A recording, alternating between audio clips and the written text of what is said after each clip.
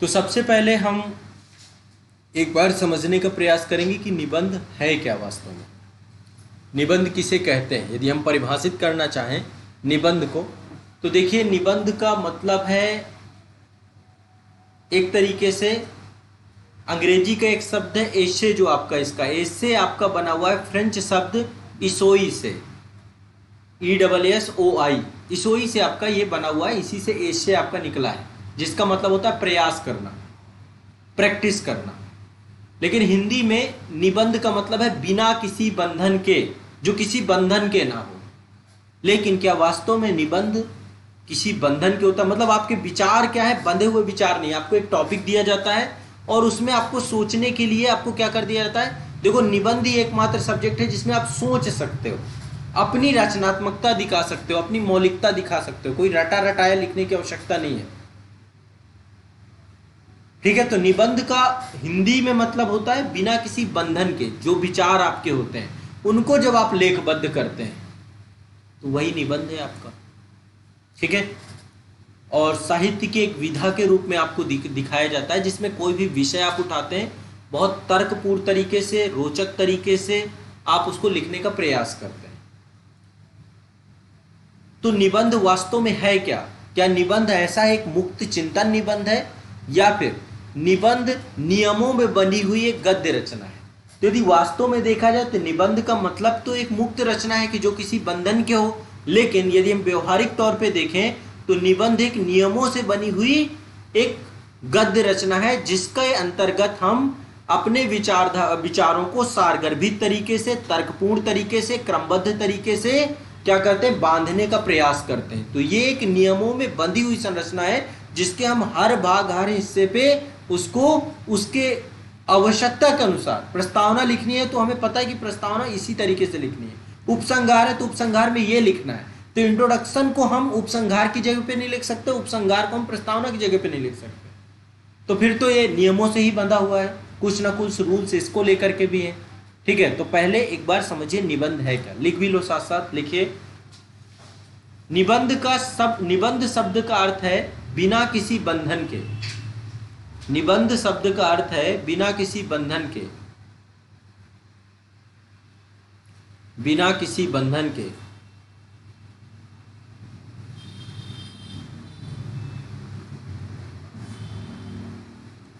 बिना किसी बंधन के गद्यात्मक अभिव्यक्ति, बिना किसी बंधन के गद्यात्मक अभिव्यक्ति।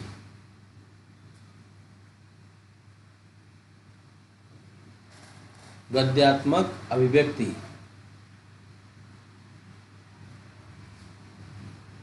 या फिर किसी विषय पर, किसी विषय पर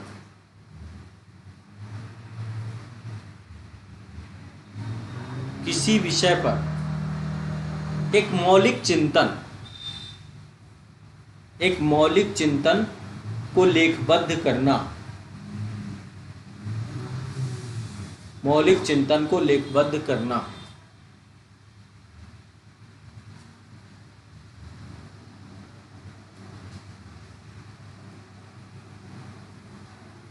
परंतु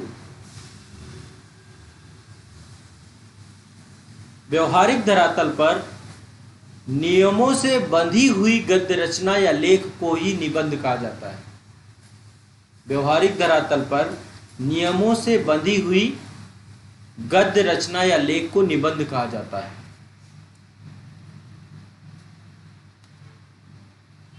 गद्य रचना को, कौन है ये? दीपक कुमार कहें सर एक चीज पूछना है, जो उत्तर पुस्तिका को जांच करते हैं तो यह तो जरूरी नहीं है कि वह शब्दों से खेलना जानता हो, शब्द वाला दो धारी तलवार होता है। कह रहे हैं जो कॉपी चेक कर रहा है, जो निबंध की कॉपी चेक कर रहा होगा, कोई हिंदी साहित्य का ही शिक्षक होगा। यूपीएससी में यदि आपका इतिहास की कॉपी चेक करवाई जा रही है तो इतिहास का ही तो शिक्षक होगा, कि दर्शन शास्त्र वाले बोलेंगे इतिहास कॉपी चेक करो, ऐसा तो होता नहीं है। तो निबंध की जो कॉपी चेक करेंगे वो आपके हिंदी के ही प्रोफेसर होंगे आपके। अब उनसे क्या उम्मीद रखते हैं कि उनको शब्दों की सामान्य समझ नहीं होगी?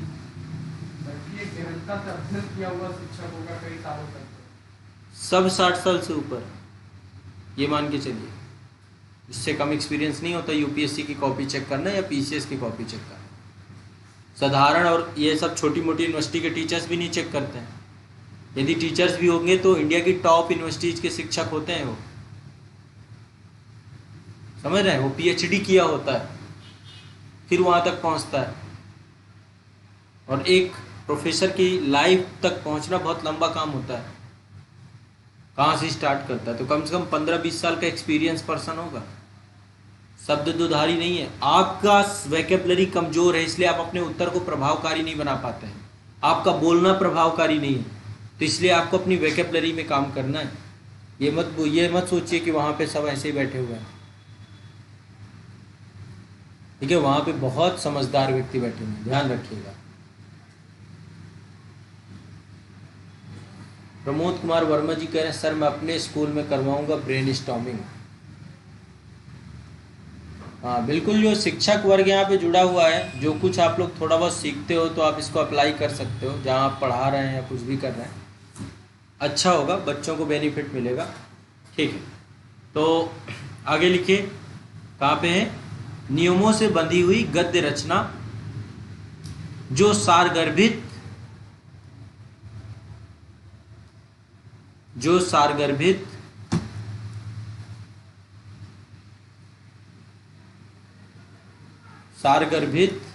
तथा किसी विषय का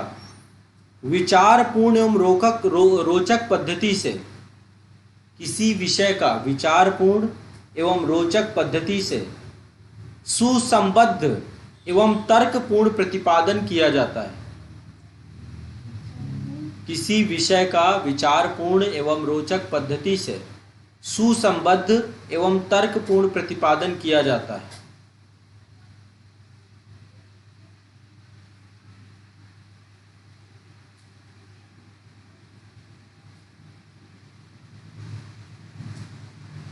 उत्कृष्ट एवं प्रभावशाली निबंध के निम्नलिखित लक्षण देखे जाते हैं। उत्कृष्ट एवं प्रभावशाली निबंध के निम्नलिखित लक्षण देखे जा सकते हैं। सबसे पहला, निबंध का एक निश्चित लक्ष्य होना चाहिए। निबंध का एक निश्चित लक्ष्य मतलब जिस टॉपिक पे, जिस विषय पे वो जुड़ा हुआ है उससे आपका भटकाव नहीं होना चाहिए। निबंध का एक निश्चित लक्ष्य होना चाहिए, साथ ही एक विचार, एक तारतम्य एवं एक दृष्टिकोण के आलोक में लिखा जाना चाहिए। एक तारतम्य, एक दृष्टिकोण के आलोक में लिखा जाना चाहिए।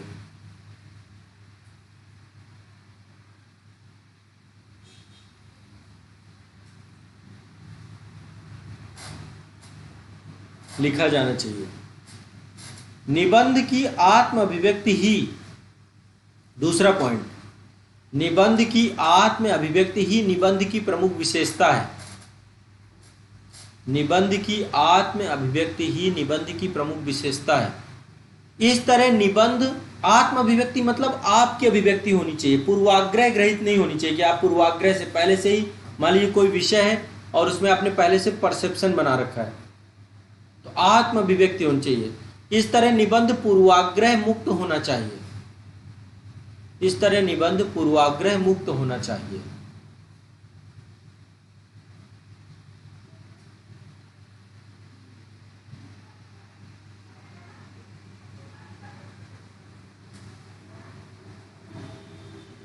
नेक्स्ट है, निबंध में विचारों को निश्चित श्रेणी में रखा जाना चाहिए। निबंध में विचारों को एक निश्चित श्रेणी में रखा जाना चाहिए, अर्थात एक सूत्रता एवं क्रमबद्धता पर विशेष ध्यान देना चाहिए।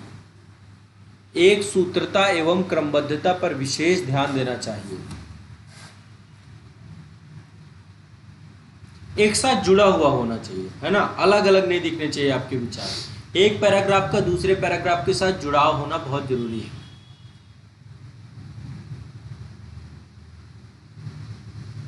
नंबर 4, निबंध में लिखी गई बातों को स्पष्ट लिखा जाना चाहिए। निबंध में लिखी गई बातों को स्पष्ट लिखा जाना चाहिए।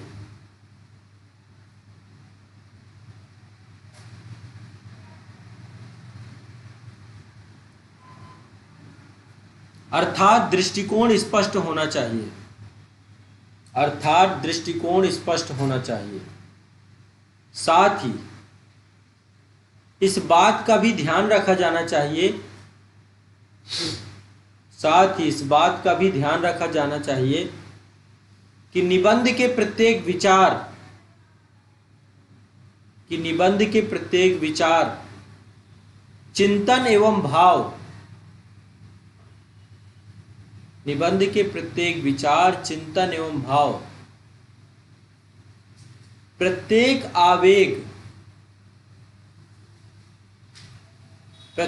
आवेग परस्पर एकता के रूप को धारण किए होने चाहिए।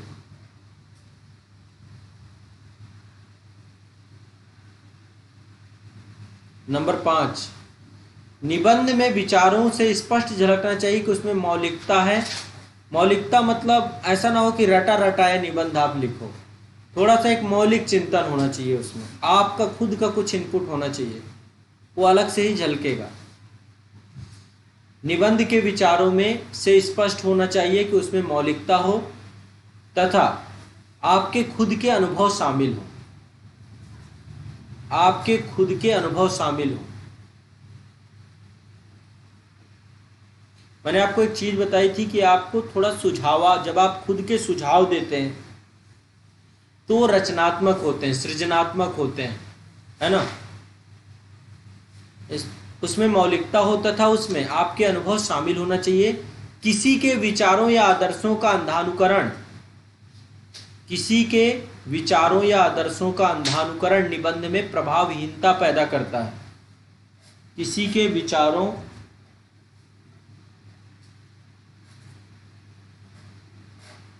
विचारों एवं आदर्शों का अंधानुकरण निबंध में प्रभावहीनता पैदा करता है।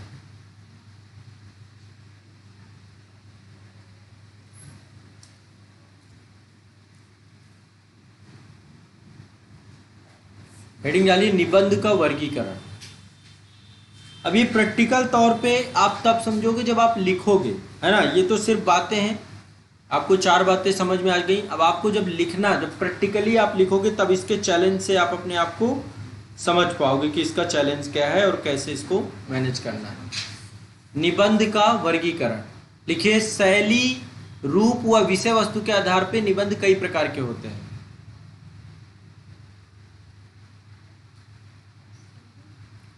शैली, रूप व विषय वस्तु के आधार पर निबंध कई प्रकार के होते हैं। निबंध कई प्रकार के होते हैं। जैसे नंबर 1, वर्णनात्मक निबंध। वर्णनात्मक निबंध, वर्णनात्मक निबंध कैसे होते हैं, एक एक करके लिखते जाएगा। पहला है वर्णनात्मक निबंध। वर्णनात्मक का मतलब है बहुत सिंपल सा, हमारी कोई व्यक्ति विशेष है उसका वर्णन करना है। कोई पर्व का पूछ लिया, जैसे पहले लिखते थे ना, कोई एक तिथि, त्योहार, पर्व, होली में लिख दिया, दीपावली में लिख दिया, ये वर्णन करने वाली चीजें होती हैं। जब आप किसी एक ऑब्जेक्ट को पकड़ते हैं और उसका वर्णन करने लग जाते हैं, ठीक है, तो लेखन दृष्टिकोण से बहुत सरल निबंध होते हैं। गाय पे लिख दिया, ये सब वर्णनात्मक निबंध होते थे, ये आपसे नहीं पूछे जाएंगे। ये बहुत सरल दृष्टिकोण के निबंध हैं जिसपे आपको किसी एक विषय वस्तु का वर्णन ही करना है। मान लो मोबाइल पे बोल दिया, इसका वर्णन करिए, बहुत आसान है, वर्णन कर लोगे आप, है ना। इसकी पॉजिटिव चीजें बतानी है, कुछ निगेटिव बता दोगे, आगे बढ़ जाओ, खत्म बात। विशेषताएं ही तो बतानी है ना। तो वर्णनात्मक निबंध नहीं पूछे जाते आपसे, पूछे जाते थे, वो टाइम था, ठीक है।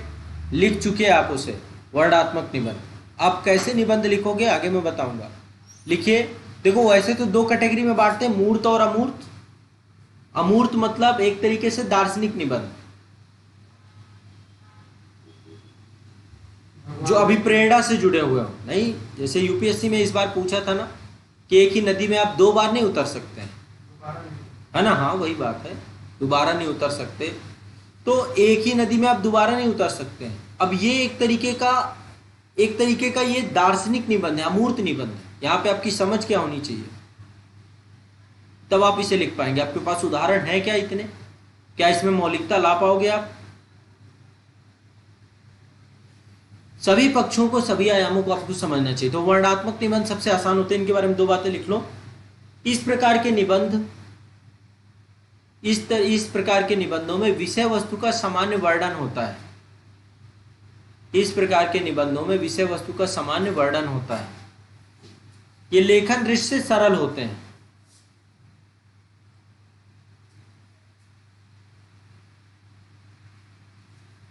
सरल होते हैं, जैसे स्थान, व्यक्ति विशेष, पर्व त्योहार, ऋतु विशेष,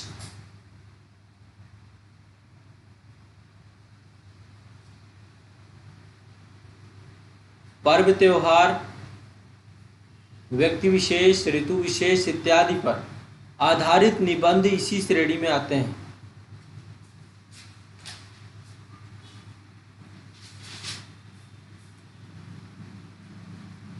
दूसरे प्रकार के हैं विश्लेषणात्मक निबंध।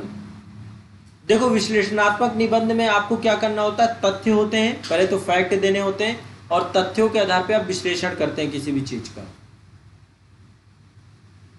जैसे इकोनॉमी से जुड़ा हुआ कोई निबंध है तो आमतौर पे तथ्य वहां पे होने चाहिए। बिना तथ्यों के आप कभी भी अर्थव्यवस्था से जुड़ा हुआ उठाते हो आप निबंध, तो आपके पास बिना फैक्ट, यदि नहीं है फैक्ट तो मत उठाना,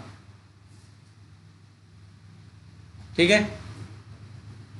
अंतरराष्ट्रीय संबंधों से जुड़ा हुआ कोई आप निबंध उठा रहे हैं, वहां पे तथ्यों की कमी है, तो फैक्ट आपके वैसे सब में होने चाहिए जिसमें आपके पास सबसे बेस्ट फैक्ट हो।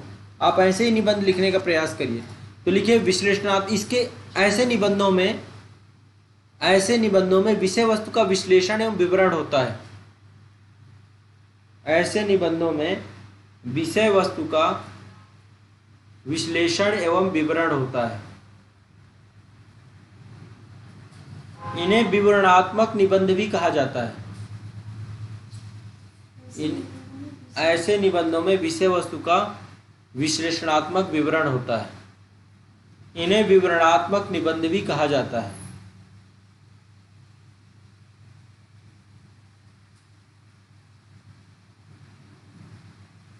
इसमें तथ्यों के आधार पर विश्लेषण के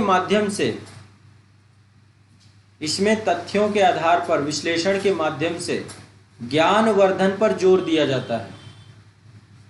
ज्ञानवर्धन पर जोर दिया जाता है। अर्थव्यवस्था एवं अंतर्राष्ट्रीय संबंधों से पर आधारित निबंध इसी श्रेणी में आते हैं। अर्थव्यवस्था एवं अंतर्राष्ट्रीय संबंधों से जुड़े हुए निबंध इसी श्रेणी पे आते हैं। नेक्स्ट है आपके विचारात्मक निबंध। विचारात्मक निबंध आपके समस्या प्रधान निबंध होते हैं। जैसे लाइक आतंकवाद पे आ गया आपसे, तो क्या कर रहा है? आपको एक समस्या, एक प्रॉब्लम है, उस पर गरीबी पे आ गया आपसे, नक्सलवाद पे आ गया, तो ये विवादास्पद विषय होते हैं जो कि किसी देश की प्रॉब्लम होती है, समस्या, तो वहां पे विचार करना होता है आपको, ठीक है। तो लिखिए विचारात्मक। ऐसे निबंधों में पक्ष विपक्ष, नकारात्मक सकारात्मक, लाभ हानि,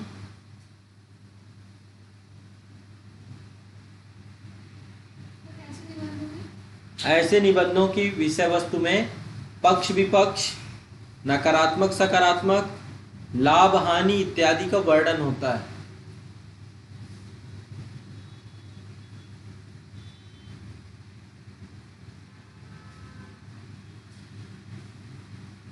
आदि का वर्णन होता है। इसके अंतर्गत समस्या प्रधान निबंध जैसे आतंकवाद, नक्सलवाद, गरीबी,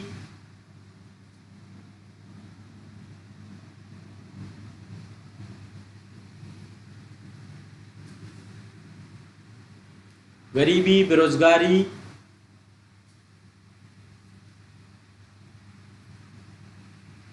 इत्यादि विषय आते हैं। नेक्स्ट है आपका भावनात्मक निबंध। ये वाले निबंध आपके सबसे ज्यादा आ गए। भावनात्मक निबंध मतलब कोई सूक्ति आ गई, किसी महापुरुष का कथन आ गया, कोई विचार आ गया किसी महापुरुष का, तो आपको जो लिखना है भावात्मक निबंध को लिखना है। विश्लेषणात्मक भी पूछे जाते हैं आपसे, आपसे विचारात्मक भी पूछे जा सकते हैं। यूपी पीसीएस वगैरह में विचारात्मक पूछता है, और जो आपको यूपीएससी का स्तर है वो है आपका भावात्मक निबंध होगा। ठीक है, लिखिए। इस प्रकार के निबंधों में सूक्ति, कथन, विचार,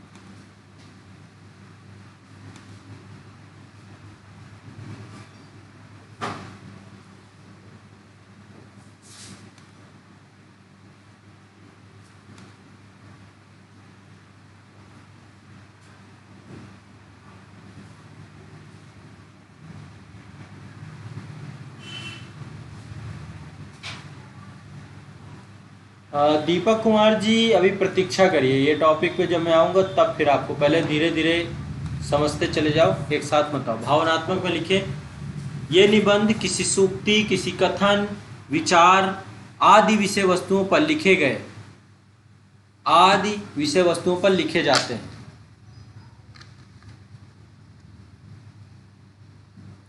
इन्हें चिंतन प्रधान निबंध कहा जाता है।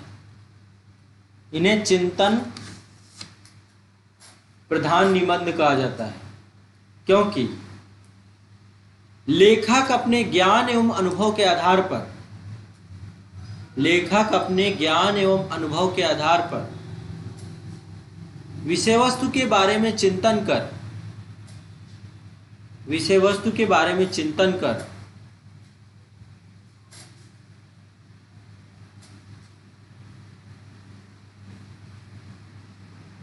अपने विचारों को निबंध का रूप देता है, अपने विचारों को निबंध का रूप देता है।